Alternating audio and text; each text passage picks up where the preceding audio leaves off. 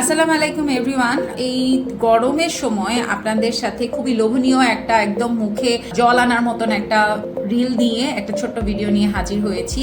এখানে দেখতে পাচ্ছেন কাঁচা আম কুচি আছে, ধনেপাতা, কাঁচা মরিচ, পিঙ্ক সল্ট এবং কিছুটা বিট লবণ, কাসুন্দি, একটু আখের গুড় আমি রেখেছি। আমি মোটেও আম ভর্তা আপনাদের দেখাতে আসিনি, আম ভর্তার রেসিপি দেখাতে না, কিন্তু এই সামারে আমি যেহেতু মিড মর্নিং এ দ্যাট ইজ 11টা-12টার সময় এই আম মাখাটা আমি খাই এবং আমার অনেক ক্লায়েন্টকে যাদের হেলথ ইস্যুজ অনুযায়ী বেসিক্যালি তাদের রেকমেন্ড করি। এটা আসলে কেন রেকমেন্ড করি, আমাদের এই যে প্রচন্ড গরম, এই গরমে কিন্তু আমাদের খুবই সোয়েটিং হয়। সোয়েটিং এর কারণে কি হয় দেখা যায় আমাদের বডি থেকে পটাশিয়াম, ম্যাগনেসিয়াম বের হয়ে যায়, সোডিয়ামটা ইমব্যালেন্স হয়ে যায়। তো কাঁচা আমের ইলেকট্রোলাইট ব্যালেন্সের যে চমৎকার ক্ষমতা আছে, যদি আমরা প্রত্যেকদিন এই গরমের সময় খাই তাহলে আমাদের কিন্তু ইলেকট্রোলাইট ব্যালেন্স করা সম্ভব হবে।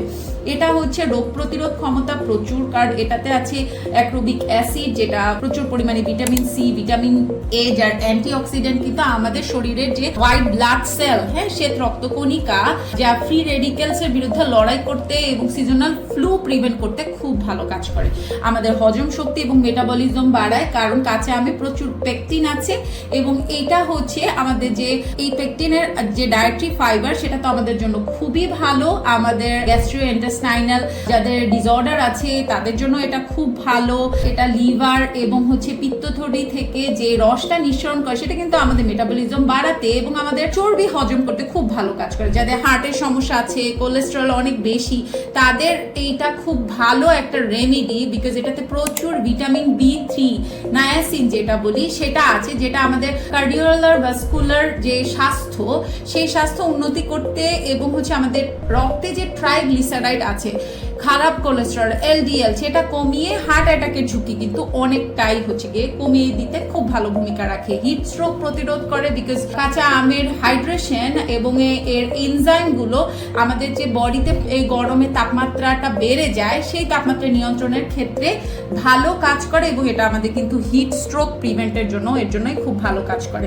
তো আমি অ্যাজ এ প্রফেশনাল বলবো যে যারাই এই সময় এই কাঁচা আমটা খান বা আজকের ভিডিওটা দেখে কাঁচা আমের মাখা বা ভর্তা খাবে, একটা ছোট্ট টিপস, খুব বেশি লবণ ইউজ না করে চেষ্টা করবেন আমার মতন পিঙ্ক সল্ট এবং হচ্ছে গিয়ে একটু বিট লবণ ইউজ করতে।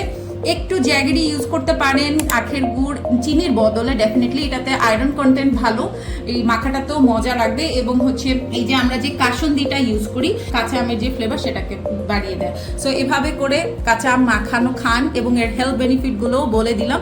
স্কিনের জন্য, হেলথের জন্য, এই গরমে তাপদাহ থেকে নিজেকে প্রিভেন্ট করবার জন্য এটা খুব ভালো কাজ করবে।